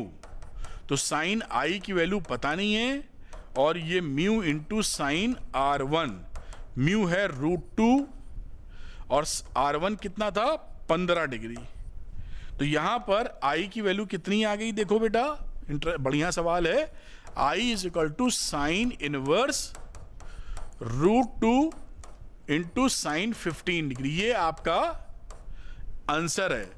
अब अगर एंगल नहीं दिया तो उसकी वैल्यू नहीं लिख पाएंगे, वैसे इसकी जो वैल्यू है वो 21.5 डिग्री होगी, क्योंकि मैंने देख रखी इसलिए बता पा रहा हूं, याद नहीं है, किसी को नहीं याद रहती। तो यहां पर ये अगर नहीं दिया हो ये वैल्यू आपके क्वेश्चन में कि भाई हाँ इसकी वैल्यू ये होती है, तो आप ये लिख के छोड़ दीजिएगा, क्योंकि वो कोई सेंस तो है नहीं कि उसको याद किया जाए। This is your answer. ये सवाल लेकिन अच्छा था और आपको बढ़िया से आना चाहिए। मैं इसको थोड़ा सा ऊपर से दिखा देता हूं और इसको अच्छे से नोट कर लीजिए आप। ये सारे सवाल आपसे पूछे जाते हैं और आपको अच्छे से आना चाहिए, तो ये नोट करें, पॉज करें, पॉज करके नोट कर लीजिए। थोड़ा ऊपर करता हूं, ये यहां तक, ये यहां तक, ठीक है, इसको नोट करें। तो उम्मीद है बच्चों आप इसको नोट कर चुके होंगे। चलते हैं अगले क्वेश्चन के ऊपर, आ जाते हैं नेक्स्ट क्वेश्चन पे बेटा। अब यहां पर ये देखिए इंटरेस्टिंग क्वेश्चन है, पूछा गया है define the term wave front. ये वेरी इंपॉर्टेंट, ये आपको बहुत बार पूछा जाता है कि वेव फ्रंट क्या होता है और स्टेट हेजन्स प्रिंसिपल। तो वेव फ्रंट क्या होता है आप जानते ही हैं, कॉन्टिन्यूअस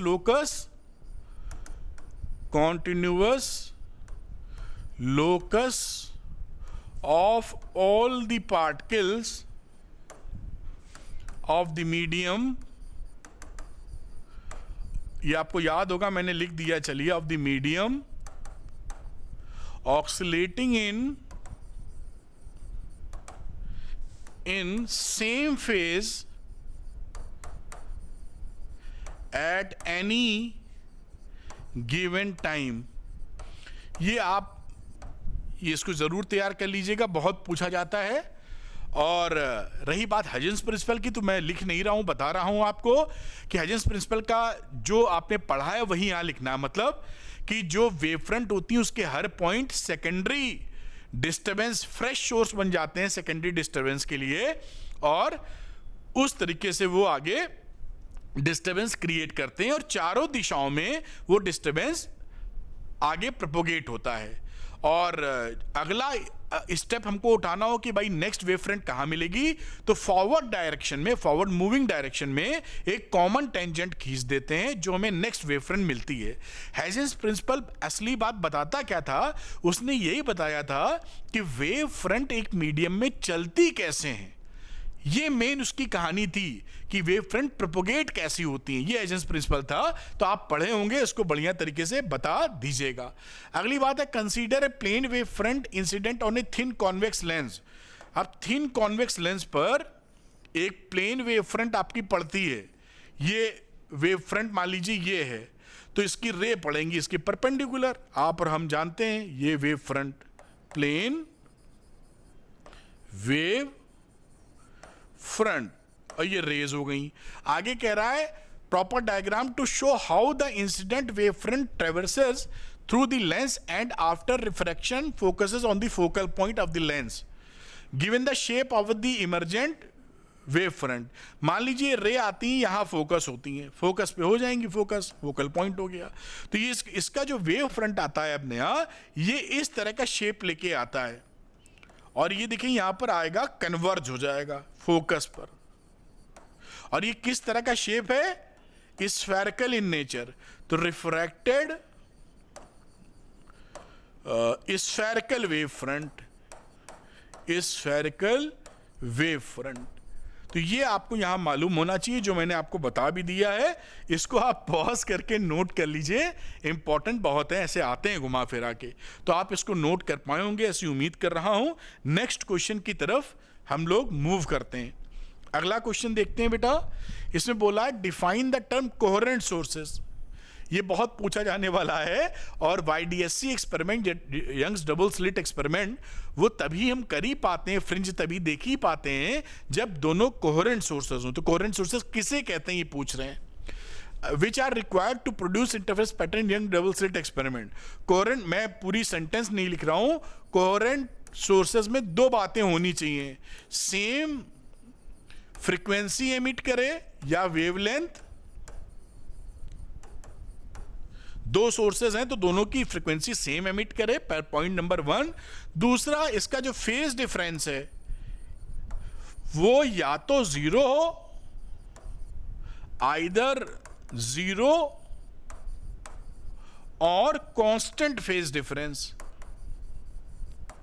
मतलब जो फेज डिफरेंस है, मान लो 30 डिग्री है तो 30 डिग्री बना रहे, वो बदले नहीं। समझ गए? तो दो सोर्स कोहेरेंट सोर्स कब कहलाएंगे?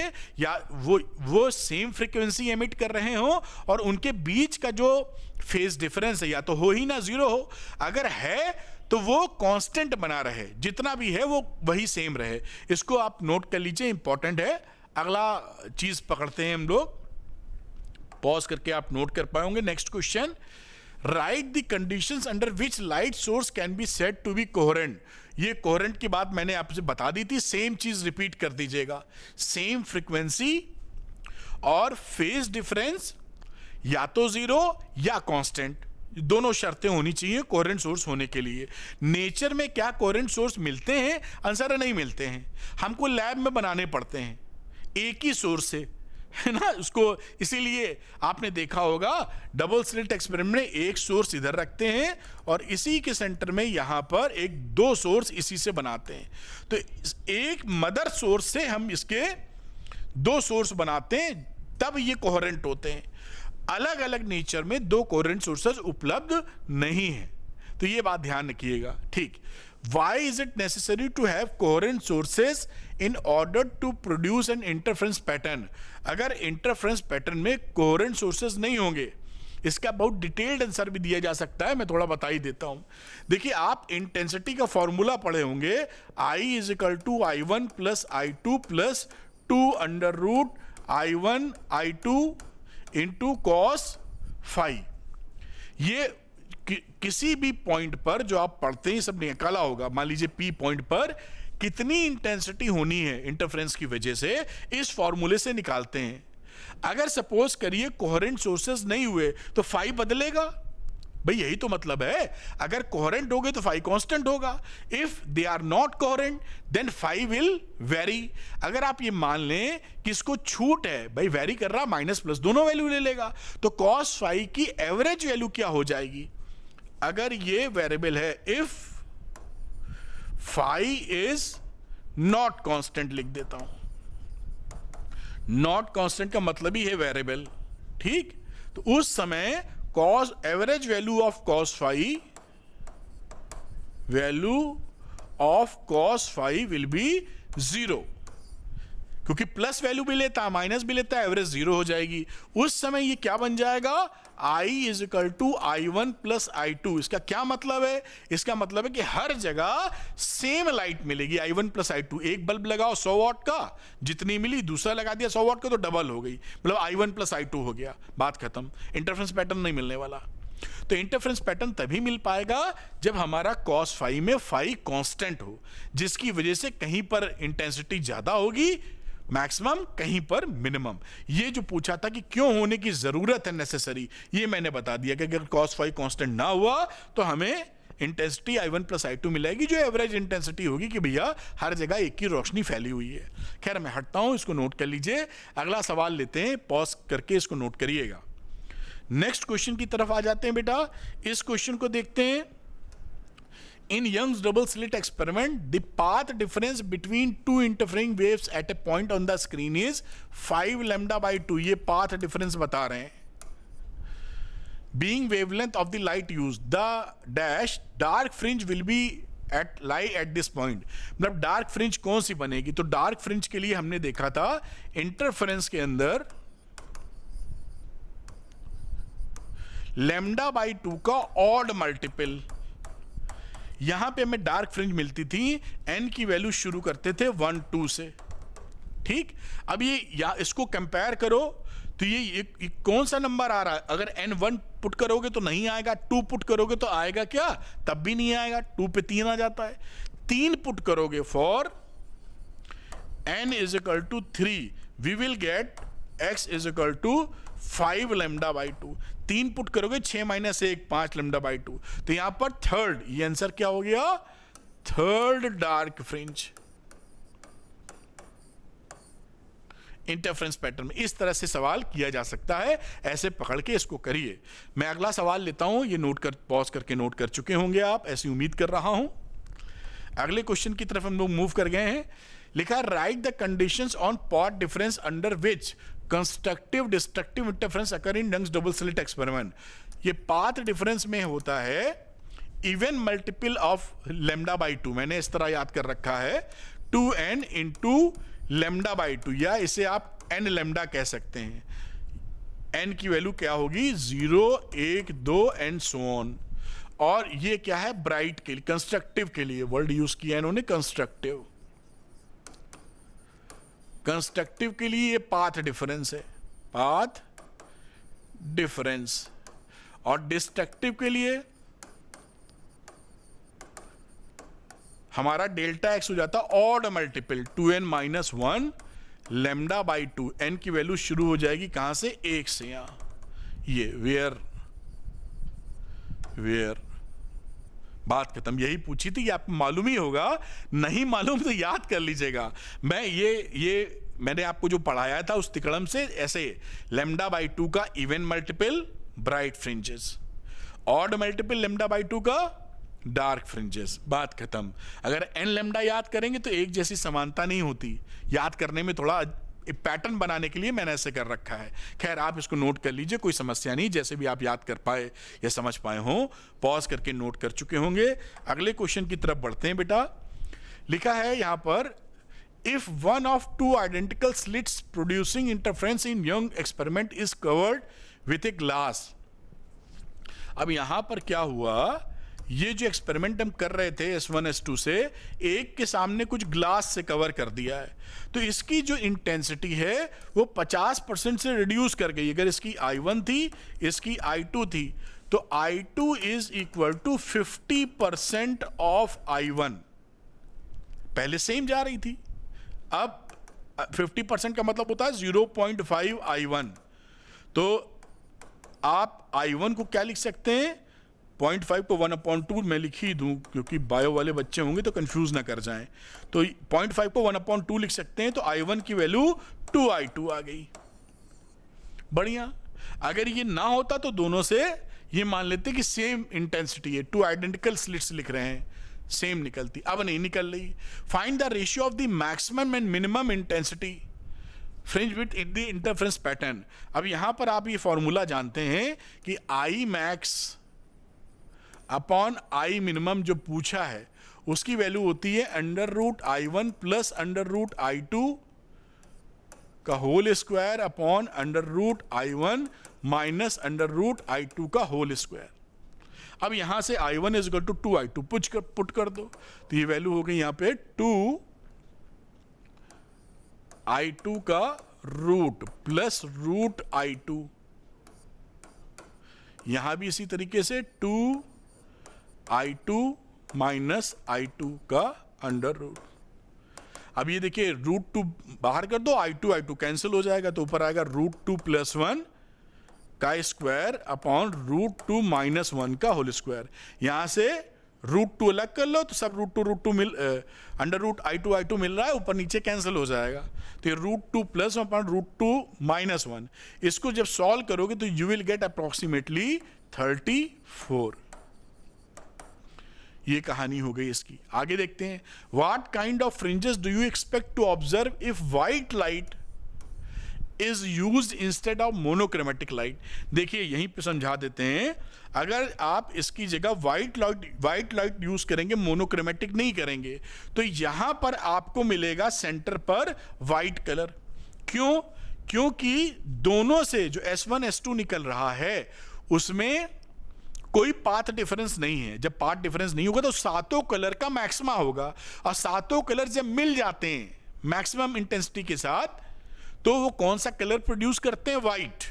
अब इसके बाजू क्या होगा? सबसे पहले वाला, भाई कंस्ट्रक्टिव इंटरफेरेंस के बाद अगला नंबर आता है डिस्ट्रक्टिव इंटरफेरेंस का, तो इसके बाजू में किसका डिस्ट्रक्शन पहले होगा? क्योंकि डिस्ट्रक्शन किसका होता है? λ/2 का, वेवलेंथ का। बताते हैं ना डिस्ट्रक्शन के लिए क्या होता है, ऑड मल्टीपल ऑफ λ/2, तो 1 × λ/2 पहला किस्सा बनेगा। और लैम्डा किसका कम होता है? वायलेट कलर का। रेड का लैम्डा ज्यादा है, वायलेट का कम है, तो वायलेट कलर पहले शुरुआत में ही डिस्ट्रक्टिव इंटरफेरेंस में चली जाएगी।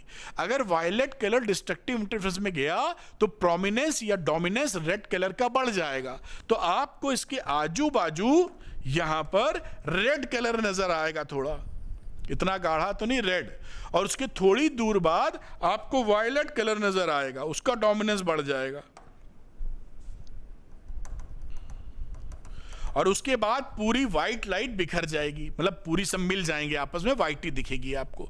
तो ये कहानी होगी, समझ पाए होंगे। मैं इसको लिख नहीं रहा हूं, मैंने ओरली समझा दिया है। क्या आपको बोला है? सेंटर पर मिलेगा ब्राइट फ्रिंज, क्योंकि सबका हो गया कंस्ट्रक्टिव इंटरफेरेंस सारे कलर का। सारे कलर कौन से? व्हाइट लाइट में जो होते हैं विबग्योर मोटे तौर पर, तो वो ब्राइट स्पॉट दे देंगे। लेकिन अगला नंबर किसका? अगला नंबर ब्राइट का नहीं, डिस्ट्रक्शन का है। और डिस्ट्रक्शन किसका होएगा? डिस्ट्रक्टिव इंटरफेरेंस के लिए हमने पकड़ रखा है ऑड मल्टीपल ऑफ λ/2। तो λ/2 में जिसका लैम्डा छोटा पहले डिस्ट्रक्टिव उसका होगा, लैम्डा छोटा वायलेट कलर का, इसलिए वायलेट निपट गया। जब विबग्योर से वायलेट खत्म होता जाएगा तो रंग रेड की तरफ शिफ्ट करता जाएगा, इसलिए रेड मिल गया। जब दूर जाओगे तो रेड वाले का डिस्ट्रक्शन होगा, लैम्डा बड़ा है, वहां पर वायलेट का डोमिनेंस बढ़ जाएगा। बस बहुत सरल है, लेकिन आपके दिमाग में ये बात घुसनी चाहिए। तो ये आप नोट कर पाए होंगे, अगली पॉज करके नोट कर ले। नेक्स्ट क्वेश्चन पकड़ लेते हैं। ये देखिए अगला क्वेश्चन है, the ratio of the width of the two slit in Young's double slit experiment is 4:1।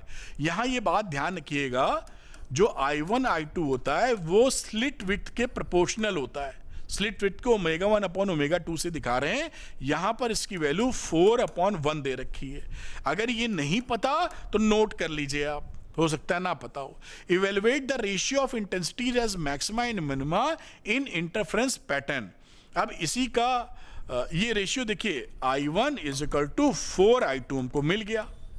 अब हमें मालूम था कि I max और I minimum, अभी हमने पीछे भी लिखा है, इसको लिख सकते हैं √I1 + √I2 upon √I1 minus √I2 का होल स्क्वायर। ऊपर नीचे स्क्वायर लिखें, A² या A/B का होल स्क्वायर लिखें, बात बराबर है इस केस में, ठीक है ना। तो मैंने यहां होल स्क्वायर किया, पीछे अलग अलग स्क्वायर लिखा था, घबराना नहीं उससे। मैं छोटी छोटी बात ध्यान रखना चाहता हूं, वरना आप कभी भी कुछ भी सोच सकते हैं। तो I1 की value 4I2 √4I2 plus √I2, और ये रहा साहब 4I2 माइनस √I2, ये इसका स्क्वायर। ये देखिए √2 को करोगे, √4 को करोगे तो 2 आ जाएगा, और I2 सारे कैंसिल हो जाएंगे, तो 2 + 1 3, नीचे 2 - 1 इसका स्क्वायर, यानी 9/1 आपका आंसर आ गया। ठंडे दिमाग से कैलकुलेट कर लीजिएगा, कोई समस्या इसमें नहीं होगी। अच्छा भाई, अब अगले क्वेश्चन की बात करते हैं, ये जो उसका बी पार्ट है। Does the appearance of bright and dark fringe in the interference pattern violate किस चीज को वायलेट करने की बात कर रहे हैं? In any way conservation of energy. अच्छा, ये कह रहे हैं कि इंटरफेरेंस पैटर्न में क्या कंजर्वेशन ऑफ एनर्जी को का वायोलेशन है? नहीं जी, वायोलेशन नहीं है। जहां पर ब्राइटनेस ज्यादा हुई है वो एनर्जी डार्क वाले से निकालकर उसने जोड़ ली है अपने पास। आप समझ रहे हैं क्या? जो डार्क क्यों हुई? क्योंकि वहां की एनर्जी उसने कहां लगा दी है? ब्राइट को और ब्राइट करने में, और डार्क वाली इसलिए डार्क हो गई, तो एनर्जी विल बी सेम। इसका मैथमेटिकल एक्सप्लेनेशन भी है, थोड़ा सा बता देते हैं, क्योंकि मैं सोचा था ना बताऊं, लेकिन चलिए बताता हूं, क्योंकि बहुत डिटेलिंग आप कभी कभी नहीं झेल पाते हैं, तो लगता है इतना डिटेल में जाने की आवश्यकता शायद ना हो। तो खैर बात समझते हैं। अगर देखिए I1 एंड I2 इंटेंसिटीज हैं और इंटरफ्रेंस हो रहा है, इंटरफेरेंस आपका हो रहा है, तो मैक्सिमम आई मैक्स क्या ब्राइट फ्रिंज जहां बनती हैं उसे लिखोगे तो ब्राइट फ्रिंज क्या आ जाएगी? आई मैक्स I1 प्लस जो 2I1 I2 होता है, याद होगा आपको, थोड़ा समझाना पड़ेगा। ये I होता है I1 plus I2 plus 2I1 I2 cos phi। जब इसको मैक्सिमम होना है तो cos phi 1 होना चाहिए, तो I मैक्स की वैल्यू आप लिखोगे I1 plus I2 2I1 I2, ये मैक्सिमम हो गया cos phi 1। अब इसे आप देखिए, इसको ऐसे भी तो लिख सकते हो, एक डेरिवेशन टाइप भी आपको सिखा रहे हैं, ये फॉर्मूला भी वहीं से आता है, 2 under root I1 into I2। इस तरीके से इसको लिख सकते हो under root I1 plus under root I2 का होल स्क्वायर। ये किसकी वैल्यू है? I मैक्स की।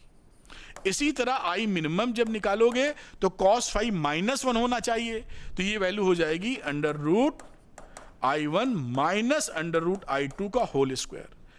अब हमें जब इंटरफ्रेंस हो रहा है, अब आप समझ गए, तो इसकी वैल्यू I मैक्स है under root I1 plus under root I2 का होल स्क्वायर, और मिनिमम है under root I1 minus under root I2 का होल स्क्वायर। अब अगर हम इसका एवरेज ले लें जो इंटरफ्रेंस पैटर्न था उसमें, तो मैं इसको थोड़ा सा शिफ्ट कर रहा हूं। I एवरेज इसका क्या रहा? I मैक्स प्रोपोर्शनल लिख दीजिए, इक्वल नहीं, I max plus I minimum upon 2, इन दोनों को जोड़ के आधा कर दीजिए। मैं फिर से लिखता हूं इसी को, ये मैंने पूरा मैथमेटिकल डेरिवेशन बता डाला। अगर आप पसंद करें तो ये कर दीजिएगा, और अगर आपको लगता है थ्योरी लिख के ही काम चलाना है तो जो मैंने समझाया है वो भी लिख सकते हैं। मैथमेटिकल उनके लिए जो पढ़ना चाहते हैं लंबी दूरी तक, है ना। अब इसको जो है खोल डालो, तो ये a प्लस बी का होल स्क्वायर है, ये माइनस बी का होल स्क्वायर है, प्लस 2ab वाला टर्म निपट जाएगा, और ये क्या आ जाएगा? 2I1 2I2, और ये वैल्यू बचेगी यहाँ, ध्यानपूर्वक मैं पूरा कर नहीं रहा हूं, ये I1 प्लस I2 आ जाएगा। ध्यान से देखिए, दिखाई पड़ रहा है आपको, इसको सॉल्व कर डालिएगा, a प्लस बी का होल स्क्वायर खोल डालिए, तो ये plus 2ab minus 2ab cut गया, और ये I1 प्लस I2 दो बार आ जाएंगे, 2I1 प्लस 2I2, नीचे से 2 कट जाएगा, I1 प्लस I2। ये कहानी कब की थी? देखिए, व्हेन इंटरफेरेंस इज हैपनिंग लिख दो, चलो कोई नहीं, जब इंटरफेरेंस हो रहा है। अगर नहीं हो रहा हो, if interference is not happening, तो उसमें तो I एवरेज की वैल्यू कितनी आती है भाई? I1 प्लस I2, भाई I कितनी आ जाएगी? I is equal to I1 plus I2, एक की इंटेंसिटी में दूसरी इंटेंसिटी जोड़ दी। ये देखिए, ये दोनों बातें एक ही जैसी तो हैं, तो इंटरफेरेंस हो जाए तो भी I1 प्लस I2 के प्रोपोर्शनल दिख रहा है टोटल एनर्जी, और यहां पे टोटल एनर्जी कितनी? I1 प्लस I2, दोनों एक ही है। तो energy conservation interference pattern follow करता है, जैसा बताया, डार्क एनर्जी निकालकर ब्राइट में जोड़ देता है, यही करता है। ठीक है, इसको आप नोट कर लीजिए, मैंने पूरा मैथमेटिक्स से भी आपको दिखाने का प्रयास किया है। प्रयास क्या किया है? दिखा दिया है। तो इसको नोट करो और अगली चीज करते हैं। तो नोट कर पाए होंगे पॉज करके, यहां तक आ जाता हूं, इसको नोट कर लीजिए। चलिए नेक्स्ट क्वेश्चन की तरफ चलते हैं बहुत बढ़िया तरीके से। अगले क्वेश्चन पे आ जाते हैं। अब इस क्वेश्चन में देखते हैं क्या है। The ratio of the intensity at minima to the maxima in the Young's double slit experiment is 9:5। ये देखिए मिनिमा की पहले लिखी है, तो आप इसको पलट के लिखना होगा। I max upon I minimum is equal to 25/9। ये मिनिमा पहले लिखी है, मैक्सिमा बाद में उल्टा करके लिख दिया आपने।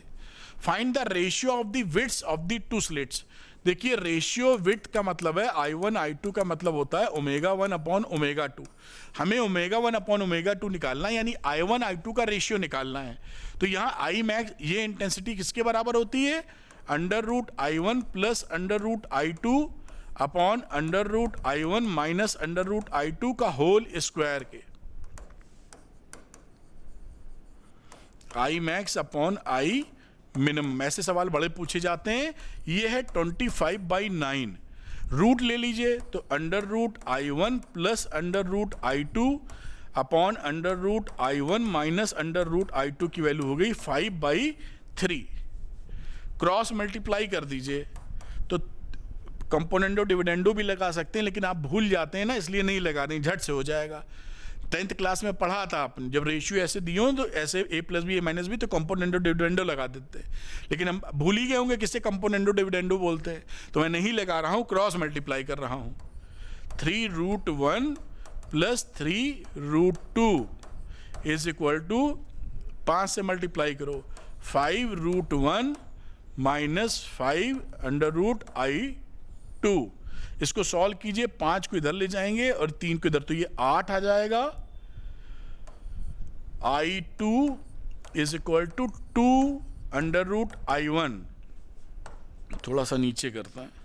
अब ये वैल्यू हो गई √I1 अपॉन √I2 बराबर 8/4, यानी 4/2 अपॉन, कुछ गलत लिख के लग रहा है, 2 अपॉन, ये 2 है नीचे, तो ये 4/1, ठीक है। अब स्क्वायर कर दीजिए दोनों तरफ, तो I1 अपॉन I2 की वैल्यू हो गई 16/1। This is equal to ω1 upon ω2 slit width के। ये आपका आंसर हो गया। ऐसे सवाल बड़े पूछे जाते हैं, तैयारी रखिएगा। इसीलिए मैं सब टाइप के सवाल आपको करवा रहा हूं, जिससे स्ट्रांग प्रैक्टिस आप कर पाएं। हटता हूं, इसको नोट कर लीजिए। अगले सवाल की तरफ चलते हैं हम लोग। ये नोट कर पाए होंगे आप, ये देखिए, इसको नोट कर लीजिए। नेक्स्ट क्वेश्चन आपके सामने लेके आते हैं। ये रहा अगला सवाल बेटा, और इस क्वेश्चन को देखते हैं। In a single slit diffraction experiment the width of the slit is decreased. Slit की विड्थ हमने डिक्रीज कर दी है। सिंगल स्लिट है, तो सिंगल स्लिट का फॉर्मूला क्या होता था? अगर आप B0 की बात करें, सेंट्रल मैक्सिमम की, लीनियर विड्थ B0 होती थी 2d लैम्डा अपॉन a। कह रहा है the width of the slit is decreased, the width of the slit is decreased, a को कम कर रहे हैं यहां पर। How will the size intensity of the central bright band will affected, justify your answer. तो अगर a को आप कम कर रहे हैं तो B0 will be increased. A कम होगा, B0 बढ़ जाएगा, यानी क्या हो गया? Size of central maxima will increase. ठीक है। दूसरी बात क्या पूछी है? इंटेंसिटी। तो आपकी इंटेंस, क्योंकि आपने विड्थ कम कर दी, रोशनी कम निकलेगी, इंटेंसिटी विल बी डिक्रीज्ड। तो इंटेंसिटी विल बी डिक्रीज्ड। बात समझ में आई होगी कि स्लिट की चौड़ाई कम कर देंगे, कम रोशनी निकलेगी, कम इंटेंसिटी मिलेगी, तो सेंट्रल ब्राइट की भी इंटेंसिटी कम हो जाएगी। नोट कर लीजिए, अगली बात करते हैं। पॉज करके आपने नोट कर लिया होगा। नेक्स्ट क्वेश्चन देखते हैं। अगला question, draw the intensity pattern for single slit diffraction and double slit interference. तो सिंगल स्लिट और डबल स्लिट, ये क्वेश्चन वेरी इंपॉर्टेंट है, बहुत पूछा जाता है। सिंगल स्लिट के लिए डिफ्रैक्शन पैटर्न के लिए इंटेंसिटी आती कुछ इस तरह की, बना चुके हैं इसी वीडियो में, टॉप पर है, ये ठीक से बन नहीं पाया है।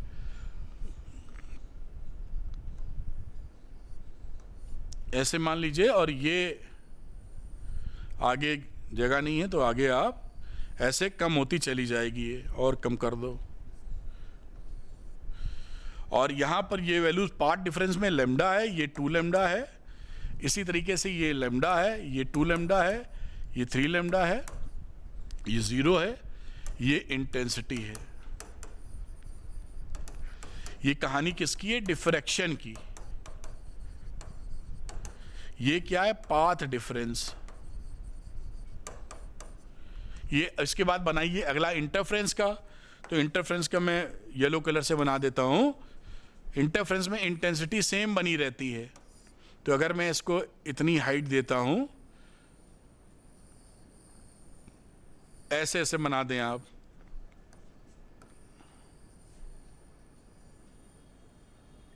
थोड़ी सिमेट्री लेते हुए, ये इंटेंसिटी है, ये इंटरफ्रेंस की कहानी है,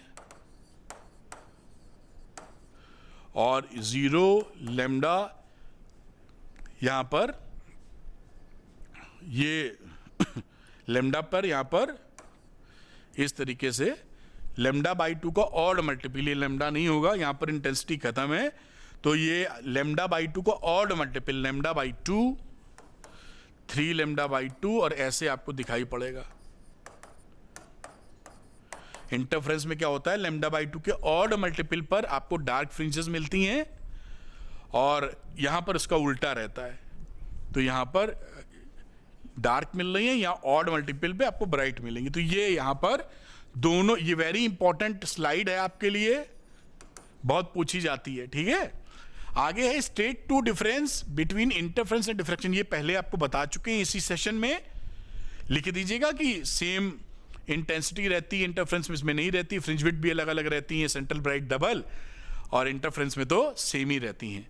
ठीक है, आप इसको नोट कर लीजिए, पॉज करके नोट कर पाए होंगे। अगला क्वेश्चन और लेते हैं आगे, नेक्स्ट क्वेश्चन लेते हैं बेटा। यहां देखते हैं क्या है, a parallel beam of light 500 nanometre falls on a narrow slit and the resulting diffraction pattern is observed on a screen of 1 metre away. ये कोई 1 मीटर की दूरी पर आपका स्क्रीन लगा हुआ है, ये स्लिट है, single slit. It is observed that the first minimum is at distance of 2.5 millimeter from the center. इसके सेंटर से यहां कहीं पहला मिनिमम मिला, क्या लिखा है? मिनिमम डार्क लिख देते हैं, 2.5 metre from the centre. Calculate the width of the slit. Width बतानी है, तो हम जानते हैं कि position of first minimum diffraction pattern के लिए वैल्यू लिख सकते हो, y is equal to D lambda upon A. तो स्लिट विड्थ क्या हो गई? a is equal to D lambda upon y। तो 1 मीटर अवे था, ये d की वैल्यू थी जो कि 1 मीटर है, और लैम्डा कितना है? 500 नैनोमीटर। y कितना? 2.5 मिलीमीटर। इसकी वैल्यू हो जाएगी 2 × 10⁻⁻⁴ मीटर। ये आपका आंसर आ गया। यहां पर डिफ्रैक्शन के लिए तैयारी रखिए। हट जाता हूं, अगला सवाल करेंगे हम लोग। नेक्स्ट पॉज करके नोट कर लिया होगा आपने। नेक्स्ट क्वेश्चन लेके आते हैं, 1 mark question. The shape of the interference fringes in Young's double slit experiment when d distance between slit and screen is very large as compared to the fringe width is, इसका answer है straight line. तो आपको अगर capital D काफी बड़ा कर देंगे तो फ्रिंज विड्थ कैसी मिल जाए, फ्रिंजेस का विड्थ हमारी कैसी मिलती है? Straight line. ये भी आप दिमाग में रखें। अगली बात की बात करते हैं, next question. 2 waves from the 2 coherent sources, ये S और ये S1, super impose eight x, अच्छा ये ऐसे सुपर इम्पोज हो गई.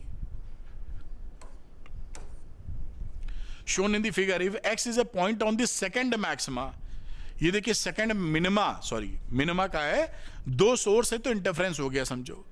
एंड एस एक्स और S dash x is S x minus S dash is 4.5 centimetre. 4.5 centimetre, ये अगर आपका एस एक्स का मतलब है ये एस एक्स है और ये एस डैश एक्स है, पाथ डिफरेंस दिया हुआ है. तो एस एक्स मैं थोड़ा नीचे करके लिखूं, S x minus S dash x जो कि आपका पाथ डिफरेंस है, इसकी वैल्यू उन्होंने दे रखी है 4.5 centimetre. Calculate the wavelength of the wave, lambda हमको निकालनी है. अच्छा, सेकंड मिनिमा मिला है तो इंटरफेरेंस पैटर्न के लिए हमारा क्या होता है, फॉर्मूला मिनिमा के लिए पाथ डिफरेंस होता है 2n-1 इंटू लेमडा बाई 2, जहां पर n की वैल्यू 1 से शुरू करते हैं. अगर सेकंड मिनिमा मिला तो पुट कर दीजिए 2, तो डेल्टा x बराबर हो जाएगा 3 लेमडा बाई 2, और यहां पर ये वैल्यू डेल्टा x दे रखी है 4.5 सेंटीमीटर. तो लेमडा कितना हो गया 4.5 इंटू 2/3, 9/3 मतलब 3 सेंटीमीटर. ये आपका आंसर आ गया. ये अच्छा सवाल था, छोटा सवाल था लेकिन मज़ेदार था. इसको इस तरह कर लीजिए, बहुत आसानी से हो जाएगा. अगला क्वेश्चन करते हैं हम लोग, नेक्स्ट क्वेश्चन और आज का आखिरी सवाल. तो ये 3 नंबर का सवाल है, देखते हैं इसमें क्या है. If the slits in Young double slit experiment are identical. Slit identical होने का मतलब क्या है कि इससे इंटेंसिटी अगर आई नॉट है तो इससे भी आई नॉट है, दोनों एक ही टाइप की स्लिट्स हैं. Then intensity at any point on the screen may vary between 0 and 4 times the intensity due to single slit. जो सिंगल स्लिट होती है उसकी, ये सिंगल स्लिट है, यहां पर आई नॉट. ये कह रहा है जो आई मैक्स होगा उसकी मैक्सिमम वैल्यू 4 आई नॉट तक जाएगी और मिनिमम वैल्यू जाएगी 0 तक. 4 times to the intensity due to single slit. क्या लिखा हुआ भाई, फिर से पढ़ लेते हैं. देन इंटेंसिटी, ये आई मैक्स नहीं है, ये आई है केवल. इसकी इंटेंसिटी मैक्सिमम 4 आई नॉट और मिनिमम 0 तक जाएगी. ठीक है. Justify the above statement through a relevant mathematical expression. अभी आपको शो करते हैं, चलिए यही निपट लेते हैं. तो इसमें देखिए क्या है, हमारे किसी भी पॉइंट पर जब इंटेंसिटी आप पकड़ते हो P पर, तो हम इंटेंसिटी का जनरल फॉर्मूला क्या होता है अभी आपको समझा चुके हैं पीछे हम. I1 I2 plus 2 under root I1 I2 cos phi. दोनों आइडेंटिकल है, मान लो I नॉट के बराबर है जो यहां लिखा हुआ है. तो ये I की वैल्यू क्या हो गई, I not plus I not plus 2 I not into cos phi. आगे चलते हैं. ये I नॉट 2 I नॉट का स्क्वायर हटा के आ जाएगा 2 I नॉट, और ये रहा cos phi. थोड़ा सा इसको ऊपर करते हैं, पूरी चीज समझाएंगे. I लिखा, 2 I नॉट आप कॉमन ले लो तो आ गया 1 प्लस cos phi. यहां पर हम लोग 2 I नॉट लेते हैं, 1 plus 2 cos square 5/2 minus 1. cos 2 theta का फॉर्मूला लगाया है. अब यहां +1 और -1 कट गया, ये वैल्यू आ गई 4 I नॉट cos स्क्वायर 5/2. तो ये I की वैल्यू कितनी है, ध्यान से देखो, I नॉट cos स्क्वायर 5/2. यही फॉर्मूला आपको समझाया था न्यूमेरिकल में भी. अब I मैक्स कितना हो जाएगा, मतलब cos 5/2 1 हो जाए, मैक्सिमम 1 होता है, तो I max will be 4 I not. और I मिनिमम कितना हो जाएगा भाई, cos 5/2 स्क्वायर में है ना, तो -1 मिनिमम होता है, -1 का मतलब 0 इंटेंसिटी की बात कर रहे हैं. तो ये वैल्यू हमारी I हमारी कितनी हो जाए, 0, क्योंकि -1 लोगे तो उसका स्क्वायर आ जाएगा ये. तो इसमें इसकी वैल्यू क्या रही, 0 आ जाए, तो I मिनिमम विल बी 0. ये आपने एक मैथमेटिकल कैलकुलेशन की और ये वैल्यू आ गई कि भाई फाई ऐसा हो जावे कि हमारा वहां पर इंटेंसिटी या लाइट दिखे ही ना, डार्क हो जाए, बात खत्म। तो ये मैंने यहां शो कर दिया है, जो ये पूछ रहे थे इसको मैथमेटिकल एक्सप्रेशन से दिखाइए, दिखा दिया। अब ये अगला सवाल कुछ है, draw the intensity distribution as a function of phase angle when diffraction of light take place through coherently illuminated single slit. ये हम बना चुके हैं आपका, तो ये पीछे वाले से देख सकते हैं कि इसकी वैल्यू फेज एंगल के रिलेशन में हम क्या बना सकते हैं। आप अगर अब देखें, मतलब आपको ये ना लगे कि रह गया कुछ, ये देखिए डिफ्रैक्शन का थोड़ा सा अंदाजा दे दिया, और ये हो गई इंटेंसिटी, और यहां पर फेज एंगल पकड़ लो, phi, 2 pi, 4 pi, 6 pi, 2 pi, 4 pi and so on. ये डिफ्रैक्शन की कहानी है। तो इस तरह से ये देखिए पूरी बात मैंने खत्म कर दी, आप इसको नोट कर लीजिए। शानदार तरीके से सारे तरीके के सवाल कवर किए गए हैं। तो पहले आप इसको नोट कीजिए, फिर ऊपर करता हूं। ये इसको ऊपर कर लीजिए, मतलब ये नोट कर लीजिए, पॉज करके नोट कर पाए होंगे आप। और ये मैं इसको ऊपर ले जाता हूं जैसे पूरी बात आप तक आ जाए। नोट कर लें इसको। तो मेरे ख्याल से आप इसको नोट कर पाए होंगे। अगर आप ये चाहते हैं फिजिक्स आपको आसान भाषा में आए, वीडियो देख के आपके न्यूमेरिकल निकलने लगे, तो झट से अरविंद एकेडमी चैनल को सब्सक्राइब कर लीजिए फॉर टॉप क्वालिटी कंटेंट। अगर ये वीडियो पसंद आया है तो लाइक और शेयर कीजिएगा, और पसंद आने पे तो अरविंद एकेडमी चैनल को आप सब्सक्राइब करेंगे ही। और इसका अगर पीडीएफ चाहिए तो अरविंद एकेडमी का टेलीग्राम चैनल ज्वाइन कर लीजिए। बाकी ऑल वीडियो लाइब्रेरी का भी लिंक मैंने डिस्क्रिप्शन में दिया है, क्लिक करके जो भी वीडियो आप देखना चाहें देख सकते हैं। Thank you very much, wish you all the best.